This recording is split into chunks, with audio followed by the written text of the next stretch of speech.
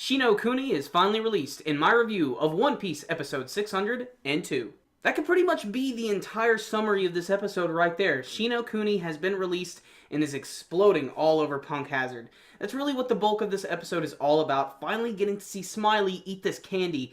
And it takes quite a while to get to this point, I'm not going to lie. There's a really huge build-up where Smiley has finally eaten this giant piece of candy, which happened in the last episode, I might add. And in this one, it's slowly starting to dissolve in his stomach. But it's a really nice build-up, and I do like when it finally does dissolve, he starts to immediately react to this, and he starts to transform into something all entirely. There is one really interesting aspect about this. As he's transforming, he becomes this giant purple goo that starts to turn into this gas. What's interesting is sitting right next to him in this small boat is this little bag full of apples, and one of them starts to immediately react to the things that are going on with Smiley and Shinokuni, and what happens is the apple actually turns into a devil fruit. And maybe this is how devil fruits are created, maybe this is a hint to where the devil fruits come from. I don't know what it is, but I think it's really interesting because the devil fruits are obviously one of the key important things in the series, and a lot of characters use the devil fruit abilities, and they're still pretty mysterious up to this point. So I'm glad that they actually inserted that in. Now, let's actually talk about what Shinokuni does. Like I said, Smiley eats the candy and he transforms into this giant ball of gas that just starts exploding all over the place. And Caesar Clown created this because a lot of people actually survived the last poison attack, and he wanted this one to be a lot more effective.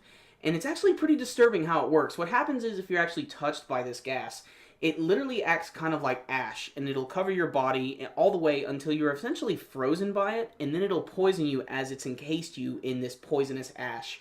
And a lot of Caesar's men get swallowed up by this. Zoro, Nami Sanji, the samurai, and Brook are running like crazy from this giant smoke cloud. And I love when they start animating their legs like Roadrunner style. It's very funny, and you can definitely see they're really freaked out by this. But they're actually running up on that dragon that belongs to Dr. Vegapunk, and they're going to try and capture that and fly away on that. In the meantime, we get to see that a lot of the Marines are starting to realize that this whole thing has been planned by Caesar Clown and that they're all going to be systematically killed by this giant bomb. We go back to Caesar Clown's lab where they're continuing to watch the experiment, and we get to see that the Straw Hats are still trying to figure out how they're going to get out of this situation. And it looks like Caesar Clown is just going to feed them to this giant smoke bomb, and he starts to lift them out of the room. And while all this is going on, Chopper happens to be watching in the corner, and he has no idea what to do. He's sort of freaked out because he has to heal the kids, but he has to save his friends. He's really conflicted right here, and he has this note that's thrown right at his face that freaks him out at first. And the note says, "Don't do anything." And I don't know who threw the note. I don't know how this is going to work. Maybe someone's actually working against Caesar Clown, or maybe someone who was in the cell with Luffy and them threw it. I think it's a nice little mystery to add to what's been going on here. But when they're finally lifted outside, we get to see the Marines have seen that Smoker and Tashigi are back, as are the Straw Hats. And the Straw Hats are very calm, as is Law. And they pretty much have a plan to escape, and it looks like they're going to have to find a way to fight back. And that's where we get the classic to be continued screen ending the episode. And this one was okay. It was really just an excuse to see the Shinokuni work and see what it can do. And it is a really devastating and messed up technique, especially for the One Piece world. A lot of people were off this week.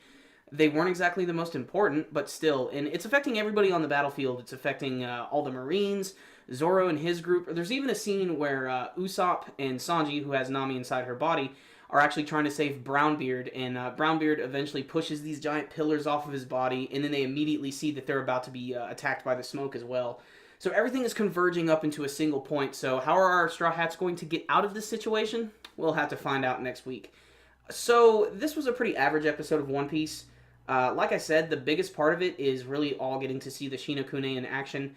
And it is pretty cool. I do like it. It's a really messed up technique for One Piece. But still, I can't wait to see when the Straw Hats break out and when the real fighting is going to begin, because there's been a lot of build up in this arc, and I can't wait to see everybody go crazy. So, average episode, 7 out of 10. That's how I feel about it. But how did you guys feel about this week's episode of One Piece? You can let me know with your comments below. And you guys know the drill. Before you leave, make sure and give this video a thumbs up. It's one of the best ways to support our videos.